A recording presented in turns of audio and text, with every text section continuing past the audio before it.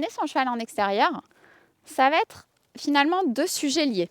On va lui apprendre à gérer ses émotions par rapport à tout ce qu'il va pouvoir rencontrer en extérieur. Donc on va voir là sur cette petite vidéo, on va peut-être rencontrer des choses, des objets qui peuvent être bizarres ou nouvelles pour le cheval. Et on va lui apprendre en parallèle finalement à gérer cette séparation avec les copains.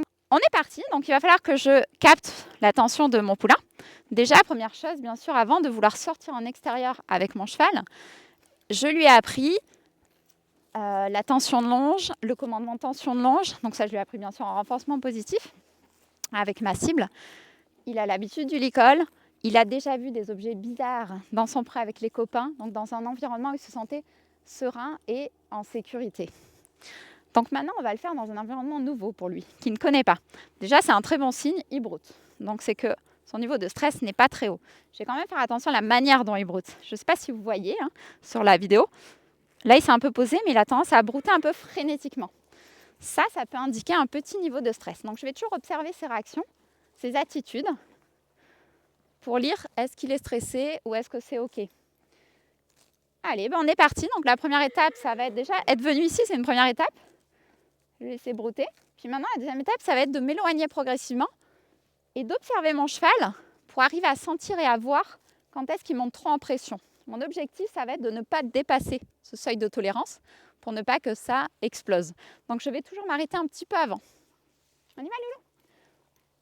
Alors, donc je recommence ma séance. Voilà. Puis on va s'éloigner. Donc le pré et les copains sont là-bas. Nous, on va s'éloigner un petit peu par ici.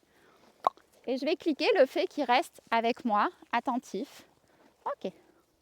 Si je sens un petit stress, OK, j'ai cliqué, il a décidé de brouter. Donc si je sens un petit stress, hop, je recapte l'attention, hop, et je reviens vers la zone un petit peu safe, vers les copains. Il observe son environnement, donc ça c'est très bien, je le laisse observer. Et on repart. Tu viens, Guidou? Oui, good boy. C'est bien ça. Et on va voir si on peut aller un peu plus loin. Alors là, il m'amène presque, donc Ça c'est non, donc je ne sais pas si vous avez vu, mais il a essayé de prendre la récompense fortement, donc je m'arrête pour le poser. Je redemande une petite politesse. Je lui laisse un peu d'espace s'il a envie de faire demi-tour et qu'il y a quelque chose qui l'inquiète et qu'il a envie de regarder. Et je repars. Hop, on est reparti. Donc, je fais attention parce qu'il peut y avoir du bruit là-bas. Et qu'est-ce qu'on pourrait rencontrer comme objet bizarre? Est-ce que ce serait pas un objet bizarre ça? Oh, super ça. Donc là, il n'a pas encore vu. On va aller voir. Oh. Ouais, j'aimerais bien lui montrer. C'est assez impressionnant ça. Qu'est-ce que c'est? Regarde, touche, touche. Ouais, donc là, je clique le fait qu'il s'en approche. Je lui laisse du mousse sur la longe, mais je suis prête à le retenir s'il y a besoin. Touche, touche, touche. Oh, tu viens, madame? C'est pas grave. Super, ben là, qu'est-ce qui s'est passé? Il y a eu du bruit dans la remorque.